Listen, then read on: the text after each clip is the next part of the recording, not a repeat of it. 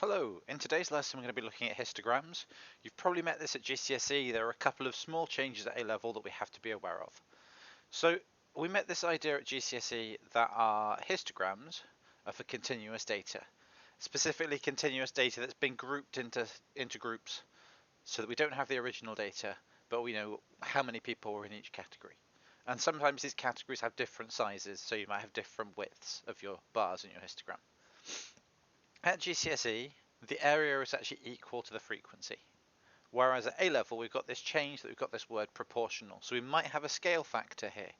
So instead of having class width times frequency density equals frequency, there might be a constant in here, which at GCSE was always 1 and didn't affect anything. But sometimes at A level, you might get a frequency multiplied by half, or a frequency multiplied by 2. Or there might be some kind of a scale factor in here that reduces or increases the size of your histogram. It sounds a bit weird, but this is something that we have to get used to at A level. The other thing that's mentioned in here are frequency polygons. Some of you have never met frequency polygons. All you do once you've drawn your histograms is we're going to put a cross in the middle of each bar, so right in the middle of each bar, and then we're going to connect all of the bars up to form a frequency polygon. Some of you might be a little bit alarmed that a polygon isn't a solid shape. We don't connect up the bottom like this. So it is basically a line, even though it says the word polygon. So we can add these to our diagrams, to our histograms, if we're required to. We're going to look at two examples today. This is far less likely in the exam because part A here is to draw a histogram and a frequency polygon. Now this is going to take a significant amount of time, because you're going to have to draw yourself a table. I've copied their table out the answers. So all I've done here is added to the table class width, which is done by doing 25 to 30, 30 to 35, and you can see here this class width changes. And then working out the frequency density just by doing 55 divided by 5, 39 divided by 5, or with 6 divided by 30 to get frequency density. We can then plot each of these bars, so the 25 to 31 gets plotted with a height of 11. And if you imagine doing this in the exam, it's going to take you upwards of 5 minutes to do, and when they mark it, they're going to have to be really careful because there's lots of different things to look for. They might ask you to add a bar to a histogram, they might ask you about a particular size bar. I don't think in the exam you're going to have to draw an entire histogram from scratch. We then add the frequency polygon by connecting up the middle of each bar. So you see this one goes down and then back up again and then down and goes this way. So that's the dark shaded line on here. Part B here asks us to estimate how many students took between 36 and 45 minutes to complete their homework. This is the kind of question that is more likely in the exam. So this is to do a calculation based on our histogram. So if we have a look here, we'll notice that 36 and 45 appear inside bars. So it's some part of this first bar and then some part of this second bar. We should be able to tell from, if I put this here, from this bar that we have here, it's half of this bar, and this is the bar that goes from 40 to 50. So there were 32 people in that class. So this second bit here is going to be a half times the number of people who are in this class, which was 32. So that's for the 40 to 50 bar. But we also need to work out how many people we're going to have from the 35 to 40 bar. And if we have a look, this has actually got a width down here of 5. And we're interested in 4 parts of that, because 36 to 40 is 4 parts. So this is going to be 4/5 of this bar. And this bar was the 35, so it contains 68 people. So there's 4/5 of this bar, because looking down here there's 4/5 of this one. And there's half of this bar, because there's half of this one.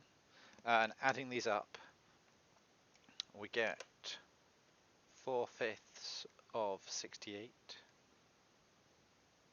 plus 16, because that's half of 32.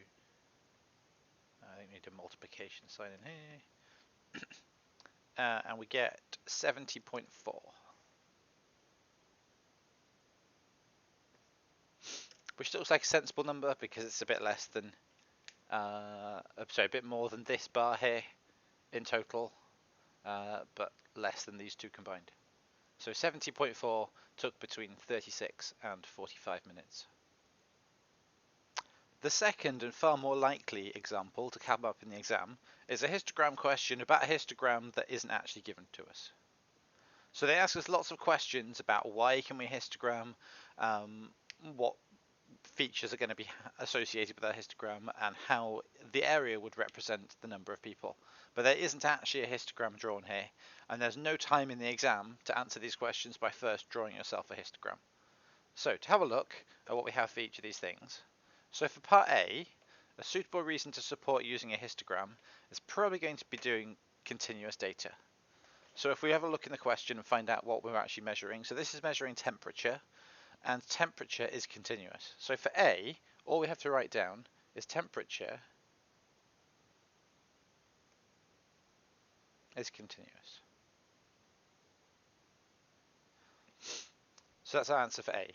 For part B, the underlying feature associated with each of the bars of the histogram, while area is going to be proportional to frequency. At GCSE, we could put an equals in here instead of a proportional symbol, but at A level, there might be some kind of a scale factor. So the next bit says, on the histogram, there was a rectangle for the 16 to 18 class, which is 2 centimeters wide. And this goes from 16 to 18. So we can see on the bottom, 1 centimeter is 1 degree. And this has got a height of 3.2.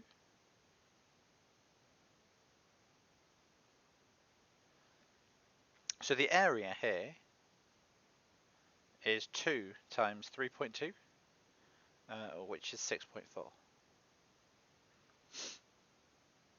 So there's 6.4 square centimeters of our diagram that represents 8 people. So for part C, we know that 8 people is 6.4. So one person must be 6.4 of 8, which is hopefully 0.8. 6.4 divided 8, which gives us our 4/5, which gives us our 0.8. So each person on this diagram is accounted for by 0.8 square centimeters. At GCSE this would have been 1, but at A level we have to be able to deal with the fact that it might not be a 1-to-1 ratio. We might have some kind of a scale factor. Given the total area under the histogram was 48, find the total number of days in our sample. So for D, we're going to do 48 divided by 0.8, because this is the total amounts divided by the number of the area that was accounted for by one person, which gives us 48 divided 0.8, which is 60.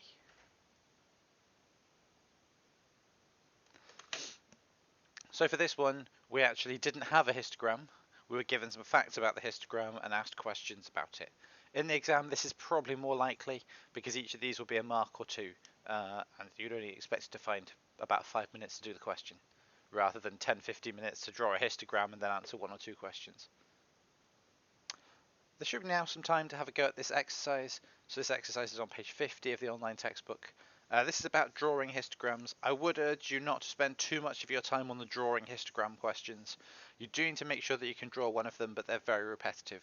All you want is some kind of a table like this where we can put in our x values, our frequency, and you need to work out class width and then do frequency density over class width. Frequency over class width to get your frequency density, and then you can plot a histogram.